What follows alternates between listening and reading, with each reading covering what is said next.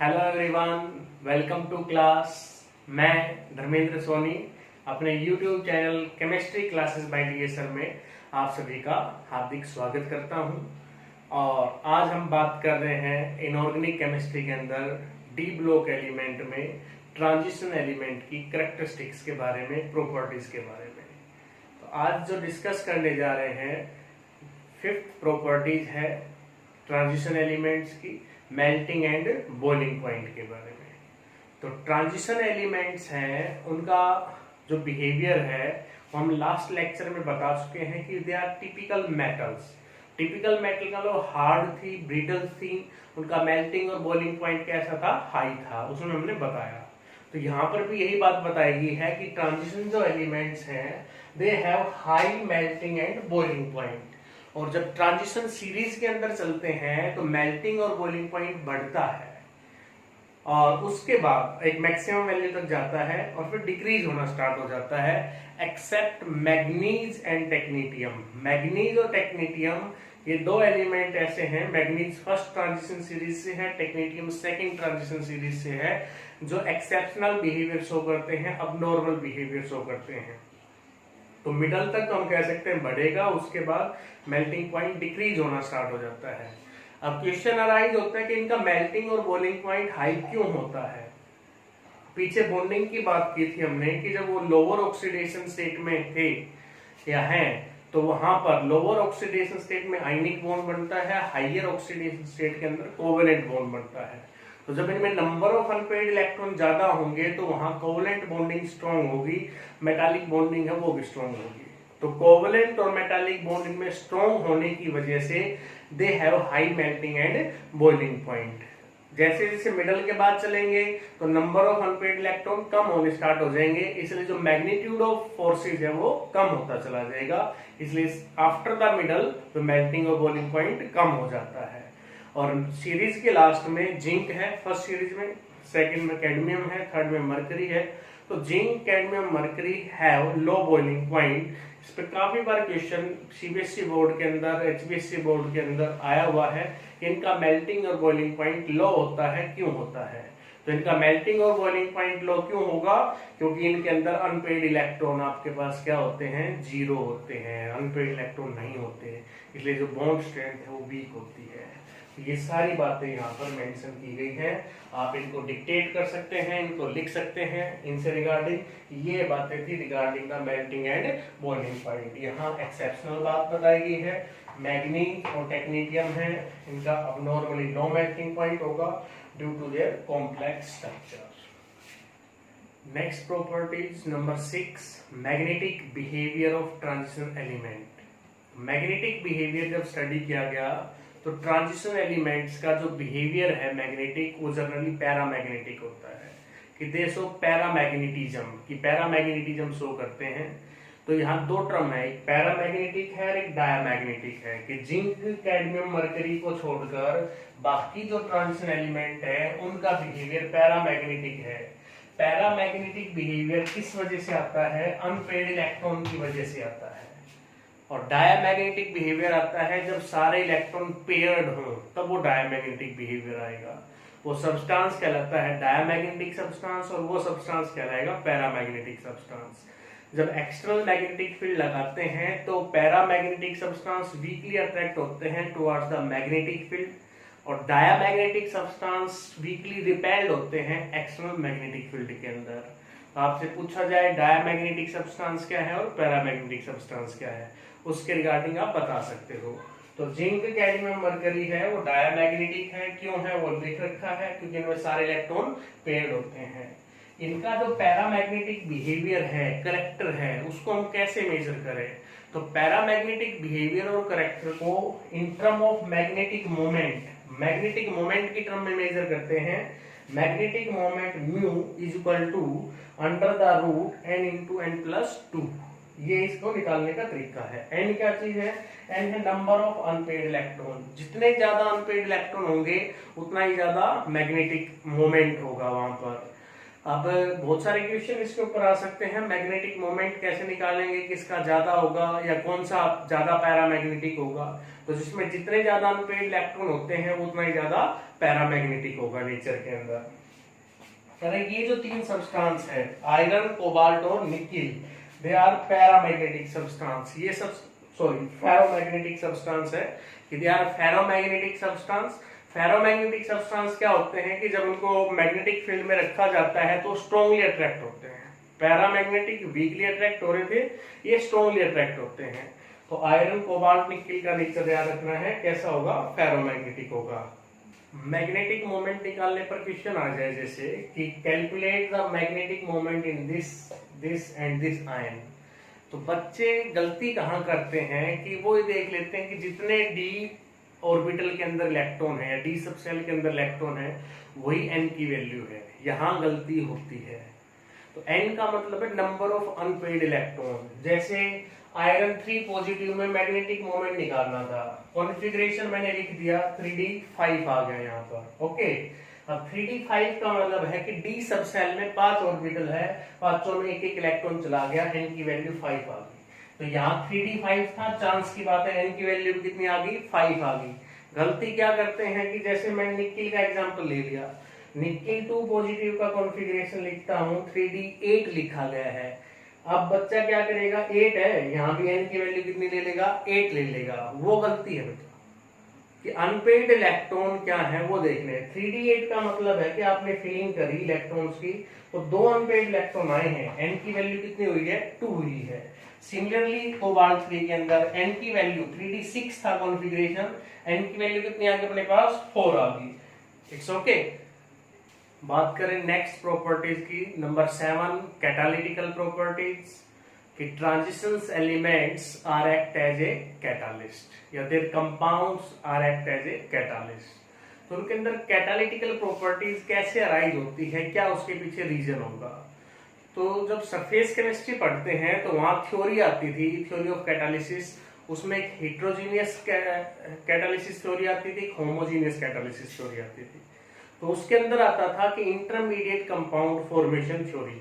तो जो transition elements हैं ये इंटरमीडिएट कंपाउंड बनाते हैं। तो इंटरमीडिएट कंपाउंड क्यों बनता है, क्योंकि इनके अंदर वेरिएबल ऑक्सीडेशन स्टेट होती है। तो यही मेन रीजन है कि इनकी पार्शली फिल्ड डी ऑर्बिटल, इनकी वेरिएबल ऑक्सीडेशन स्टेट और इनके अंदर टेंडेंसी होने के कारण टू फॉर्म इंटरमीडिएट कंपाउंड, ये they are act as a catalyst. Heterogeneous catalysis theory की बात करोगे उसमें एड्जॉर्प्शन होता था। तो इनके अंदर they have more surface area in powder form. जितना ज्यादा सरफेस एरिया उतना ज्यादा एड्जॉर्प्शन हो सकता है।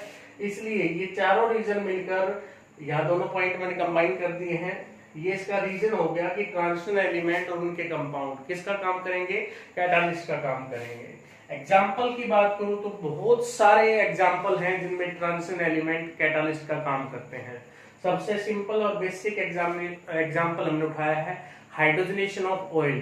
10th क्लास में बच्चा पढ़ता है हाइड्रोजनेशन ऑफ ऑयल, वहां पर निकिल है वो कैटालिस्ट का काम करता है। +1 में जब आप पढ़ते हो कि रिडक्शंस के लिए कैटालिस्ट, तो निकिल, प्लेटिनम और palladium they are act as a catalyst for reductions. या जो हाइड्रोजन चैप्टर होता था 11th क्लास के अंदर, ये जो निकिल, प्लेटिनम या पैलेडियम है ये हाइड्रोजन को स्टोर कर लेते हैं, अक्लूजन्स वहां पर बोला जाता था इस चीज को लेकर। तो ये एग्जांपल हो गया। सेकंड एग्जांपल यहाँ लिख दिया V2O5, वेनेडियम पेंटाऑक्साइड है, used as a catalyst in manufacturing of H2SO4। Sulphuric acid को मैन्युफैक्चर करने के लिए कॉन्टैक्ट प्रोसेस को बोला जाता है। नेक्स्ट एग्जांपल की बात करूं इसके बाद अगर आप लिखना चाहें तो iron act as a catalyst in Haber process. Haber process किसके लिए यूज होता था, मैन्युफैक्चरिंग ऑफ अमोनिया, उसके लिए यूज होता था। तो वहां पर आयरन कैटालिस्ट का लिख सकते हैं। सिमिलरली आप लिख सकते हो MnO2, manganese dioxide MnO2 act as a catalyst in decomposition of potassium chlorate. कि पोटाशियम क्लोरेट की डीकम्पोजिशन में MnO2 का यूज होता था। ये बात थी कैटालिटिकल प्रॉपर्टी से regarding. Next properties, tendency to form the complex. कि ट्रांजिशन एलिमेंट्स हैं ये कॉम्प्लेक्स बनाते हैं, कंपाउंड बनाते हैं। किस तरह के कंपाउंड या कॉम्प्लेक्स इनमें बनते हैं। तो ट्रांजिशन एलिमेंट कोऑर्डिनेशन कॉम्प्लेक्सेस बनाते हैं। कोऑर्डिनेशन कॉम्प्लेक्स क्या होते हैं? जिनमें कोऑर्डिनेट बॉन्ड बनता है। कोऑर्डिनेट बॉन्ड क्या होगा कि जब दोनों शेयरिंग इलेक्ट्रॉन एक ही एटम डोनेट करें। कोवलेंट में तो क्या होता था, म्यूचुअल शेयरिंग होती थी। अगर एक एलिमेंट एक इलेक्ट्रॉन शेयर कर रहा है तो दूसरा भी उसको एक इलेक्ट्रॉन शेयर करवा रहा, आपस में बराबर बराबर शेयरिंग होती थी। कोऑर्डिनेट बॉन्ड में क्या होता था कि both sharing electron donated by one atom. तो ट्रांजिशन एलिमेंट कोऑर्डिनेशन कॉम्प्लेक्स बनाते हैं क्योंकि इनके पास एमपीटी डी ऑर्बिटल होती है अवेलेबल। वो एमपीटी डी ऑर्बिटल अवेलेबल होने की वजह से ये आसानी से पेयर ऑफ इलेक्ट्रॉन को एक्सेप्ट कर सकते हैं, ले सकते हैं। तो ये पेयर ऑफ इलेक्ट्रॉन को ले रहे हैं मींस इनके पास डेफिशिएंसी है, और जिनके पास डेफिशिएंसी होती है लेविस एसिड का काम करते हैं, और जो डोनेट करते हैं वो लेविस बेस का काम करते हैं। तो यहाँ एसिड बेस कॉम्प्लेक्स भी बन रहा है, हम ये कह सकते हैं बात। तो आपसे पूछा जाए why transitional elements form large number of complex, तो आपका रीजन क्या होगा कि they have small size, high nuclear charge and presence of vacant D orbital of equivalent energy, और यूं कह सकते हैं कि they have partially field D orbital, therefore they form large number of complexes. Due to presence of empty d orbital, they easily accept the pair of electron and to form the coordination complex. Coordination complex next chapter भी है 12th class के अंदर जो discuss करना है। तो ये coordination complexes है वो स्क्वायर ब्रैकेट में लिखे जाते हैं। वहां सेंट्रल मेटल होती है, ये सेंट्रल मेटल है, सीएम है, और जो इसके सराउंडिंग में है जो डोनेट करता है वो लिगेंड होता है। तो जितने भी कोऑर्डिनेशन कॉम्प्लेक्सेस हैं सभी स्क्वायर ब्रैकेट में लिखे जा रहे हैं, और सेंट्रल मेटल है और सराउंडिंग में जो भी प्रेजेंट है, जैसे यहाँ NH3 है, यहाँ CN है, यहाँ CO है, ये लिगेंड कहलाएंगे। तो ये बात थी किससे रिगार्डिंग की? टेंडेंसी टू फॉर्म कॉम्प्लेक्स से रिगार्डिंग की। Next properties number 9 about the colour in transition element complex और कंपाउंड। ये पाया गया कि जो ट्रांजिशन एलिमेंट्स के कंपाउंड हैं वो कलर्ड होते हैं mainly in their solid form और इन देयर सॉल्यूशन स्टेट के अंदर। तो उनमें कलर क्यों आता है, क्यों वो कलर्ड होते हैं? एग्जाम्पल की बात करूं तो जैसे कॉपर सल्फेट है जिसको ब्लू विट्रोल बोलते हैं, नीले कलर का होता है। फेरस सल्फेट है, ग्रीन कलर का होता है। फेरिक ब्राउन कलर का होता है। पोटाशियम परमैंगनेट है, पर्पल कलर का होता है। पोटाशियम डाइक्रोमेट है, ऑरेंज कलर का होता है। पोटाशियम क्रोमेट येलो कलर का होता है। ऐसे बहुत सारे एग्जांपल्स हैं ट्रांजिशन एलिमेंट्स के जिनके कंपाउंड्स हैं वो कलर्ड होते हैं, और जो शान है केमिस्ट्री की, जो कलरफुल बनाते हैं केमिस्ट्री को। तो इनमें कलर क्यों आता है इनके कंपाउंड के अंदर? अल्कली में तो नहीं आता, अल्कलाइन अर्थ मेटल के कंपाउंड में तो नहीं आता, इनमें क्यों आता है? उसका क्या रीजन है? तो उसका रीजन ये है कि इनकी जो डी ऑर्बिटल है वो पार्शियली फिल्ड है। ठीक है सर, पार्शियली फिल्ड है तो उससे क्या होगा? तो पार्शियली फिल्ड है, और जो डी जनरेसी थी, क्योंकि डी जनरेसी की हम बात कर रहे हैं, डी जनरेट ऑर्बिटल की बात कर रहे हैं। +1 में हमने पढ़ा था कि डी जनरेट ऑर्बिटल जिनकी एनर्जी सेम होती है, जैसे डी की 5 ऑर्बिटल है, पांचों की एनर्जी सेम रहती थी। लेकिन जब क्रिस्टल फील्ड थ्योरी आती है, नेक्स्ट चैप्टर में आएगी, तो क्रिस्टल फील्ड थ्योरी कहती है कि जो डी जनरेट ऑर्बिटल थी वो 2 एनर्जी सेट में टूट जाती है, एक लोअर एनर्जी का सेट और एक हायर एनर्जी का सेट है। तो लोअर एनर्जी का, ये लोअर एनर्जी डी ऑर्बिटल लिख दी, यहाँ मैंने हायर एनर्जी डी ऑर्बिटल लिख दी। तो यहाँ से इलेक्ट्रॉन का एक्साइटेशन होता है, कलर आ रहा है तो एक सीधी सी बात है कि विजिबल रीजन से अब्जॉर्ब तो करेगा रेडिएशंस को, तभी कलर दिखाई देगा। तो यहाँ से इलेक्ट्रॉन क्या एक्साइटेड होता है। जब इलेक्ट्रॉन एक्साइटेड होता है तो वो अब्जॉर्ब करता है एनर्जी को, और वो energy during excitation they absorb the energy from visible range, visible range से अब्जॉर्ब करेंगे and impart complementary colour. Complementary colour का मतलब क्या है कि अगर उन्होंने हायर एनर्जी की रेडिएशन को एब्जॉर्ब किया तो कलर आएगा लोअर रेडिएशन एनर्जी के अंदर। कैसे सर? विटग्योर आपने पढ़ा होगा,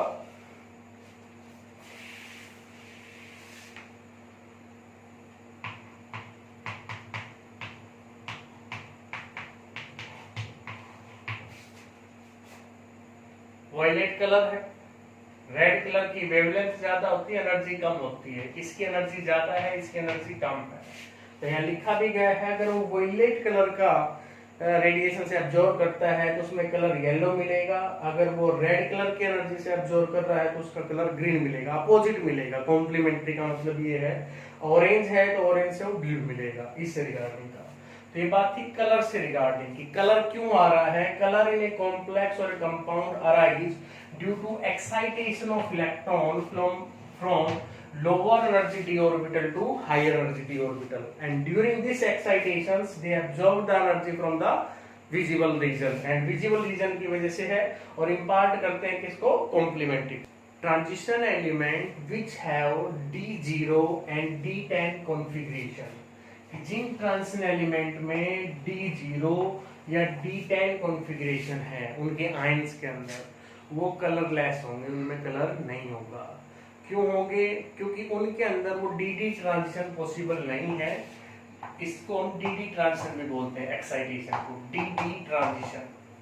तो उनके अंदर D transition not possible.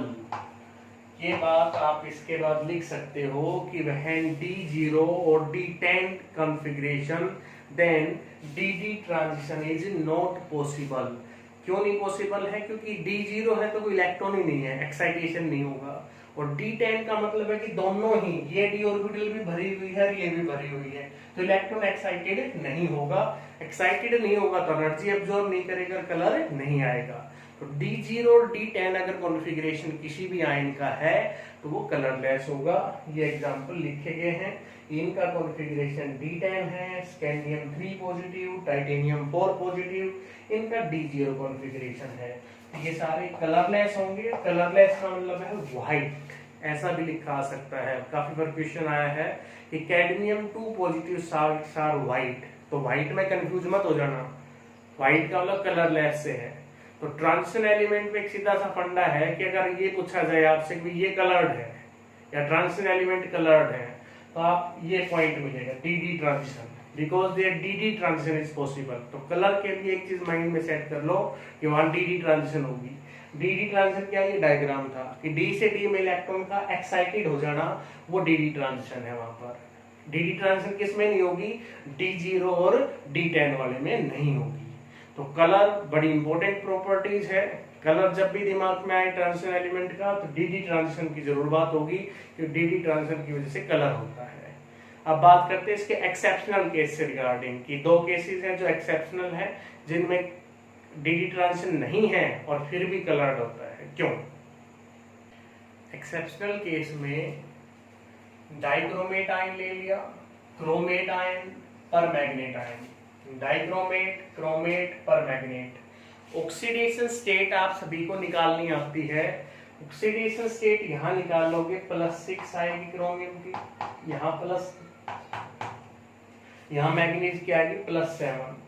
Configuration D0 D0 D0 इनमें लिखकर देखेंगे। अभी सीखा था अगर D0 D10 होगा तो कलरलेस होगा, वहां पर वहां डी ट्रांजिशन नहीं होगी। तो डी ट्रांजिशन तो नहीं होगी, बात सही है, लेकिन ये कॉम्प्लेक्स कलर्ड है। जैसे डाइक्रोमेट ऑरेंज है, क्रोमेट येलो है, परमैग्नेट पर्पल है। तो ऐसा क्यों है कि इनमें कलर कहां से आया? तो इनमें कलर आने का जो रीजन है, it is due to charge transfer of oxygen to metal ion. कि ऑक्सीजन से मेटल आयन की तरफ चार्ज ट्रांसफर होता है मोमेंटरी ऑफ टाइम के लिए, उस वजह से इनके अंदर कलर अपीयर होता है चार्ज ट्रांसफर स्पेक्ट्रम की वजह से। तो ये एक्सेप्शनल थे जिनमें डी ट्रांजिशन नहीं है, चार्ज ट्रांसफर स्पेक्ट्रम का कंसेप्ट लगता है, इस वजह से इनके अंदर कलर आएगा। तो it's all about the coloured complex formation से रिगार्डिंग था कि कलर कॉम्प्लेक्स क्यों बनाते हैं, कैसे बनाते हैं। नेक्स्ट प्रॉपर्टीज है अलॉय फॉर्मेशन, प्रॉपर्टीज नंबर 10। तो पहले बात करेंगे कि अलॉय क्या होती है।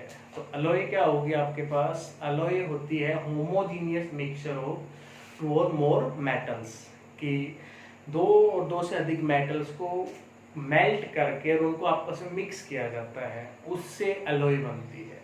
तो मेल्ट करने से क्या होता है कि उनके जो एटम्स है वो इजीली एक दूसरे को रिप्लेस कर देते हैं। तो यहाँ क्वेश्चन जो राइज होता है वो इस पॉइंट पे हो सकता है कि transition element form large number of alloy why?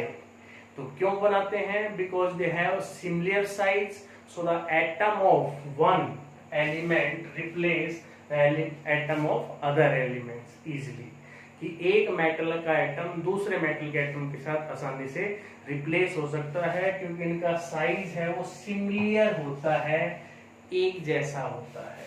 आप इसको ऐसे दिखा सकते हो, मैंने ये क्रिस्टल दिखा दिया किसी मेटल का,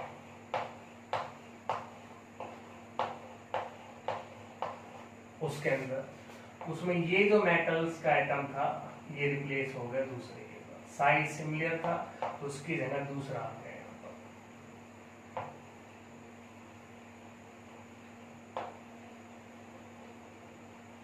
तो सिमिलर साइज होने की वजह से एक एटम दूसरे एटम के साथ रिप्लेस हो जाता है, इसलिए इनके अंदर एलॉय बनती है। ये रीजन है एलॉय बनने का। जो एलॉय बनेगी वो हार्डर भी होगी, उसका मेल्टिंग बॉइलिंग पॉइंट ज्यादा भी होगा, वो कोरोजन को रेजिस्ट करेगी, रोकेगी। बहुत यूजफुल प्रॉपर्टीज एलॉय के अंदर होती है। यही पर्पज है एलॉय बनाने का, कि purpose of alloy to develop some useful properties which absent in a constituent element. जो कंस्टिट्यूएंट एलिमेंट में एब्सेंट थी उससे यूजफुल प्रॉपर्टीज को डेवलप करने के लिए एलॉय बनाई जाती है। Alloy of mercury metal is known as amalgam, कि एलॉय ऑफ मर्करी मेटल है वो अमलगम कहलाएगी। इसी में अगर आगे एग्जाम्पल देने हो, डायग्राम बनाना है, उसके बाद एग्जाम्पल लिखने हैं। एग्जाम्पल में आपने ब्रास ले लिया, ब्रॉन्ज ले लिया, जर्मन सिल्वर ले लिया। These are some example of alloy, ये एलॉय के एग्जाम्पल हो जाएंगे। Next properties number 11, formation of interstitials compound. Transition elements are well known for the formation of interstitials compound. आखिर interstitials compound होते क्या है? कहते हैं जब हम ट्रांजिशन एलिमेंट के क्रिस्टल्स की बात करते हैं, लैटिस की बात करते हैं, तो इनकी जो ये रेड कलर यहाँ दिखा रखा है कि इनकी इंटरस्टिशियल जो साइट्स हैं, ये इंटरस्टिशियल साइट्स हैं,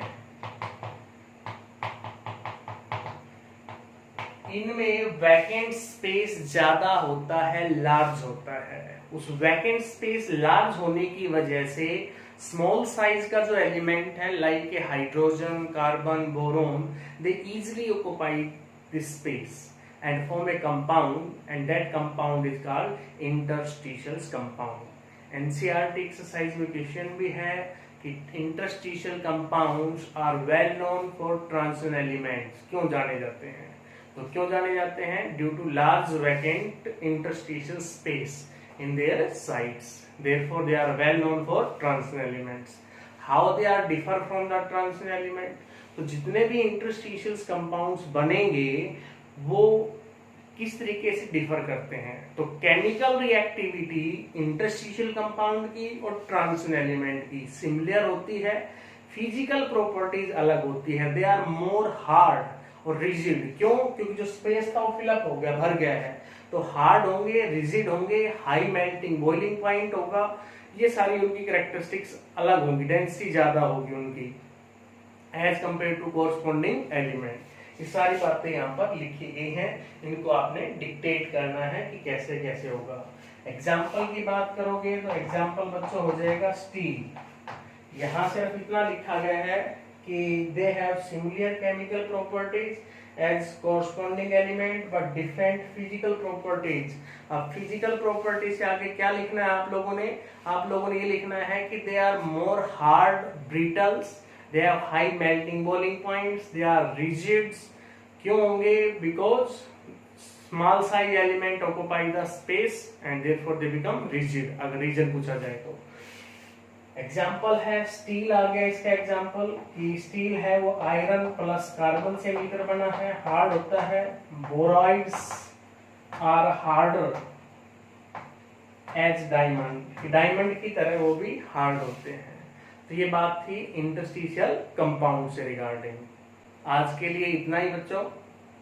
इसके नेक्स्ट जो प्रॉपर्टीज हैं वो हम अपने नेक्स्ट वीडियो लेक्चर के अंदर डिस्कस करेंगे। तब तक आप इनको अच्छे से रिवाइज करें, जितनी भी 11 प्रॉपर्टीज हुई है उनको, और इनके ऊपर हम असाइनमेंट देंगे, उसको अच्छे से सोल्व करें। घर रहें, सुरक्षित रहें, स्वस्थ रहें। बार बार आप लोगों से अपील है, बच कर रहें। कोरोना महामारी के अंदर अपने आप को बचा कर रखें। और वीडियो पसंद आए तो चैनल को शेयर और सब्सक्राइब जरूर करें। सब्सक्राइब तो किया है आप लोगों ने, बहुत सारे बच्चे पर डे सब्सक्राइब कर रहे हैं चैनल को, नो डाउट, बट शेयर नहीं कर रहे।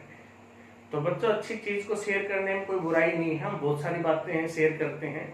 तो आप चैनल को शेयर भी करें ज्यादा से ज्यादा, अपने साथ में, अपने अड़ोस में, पड़ोस में, या सोशल मीडिया के ऊपर ही उसको आप शेयर कर सकते हो, कहीं जाने आने की जरूरत नहीं है तो उसके माध्यम से। तब तक tata, bye bye, take care.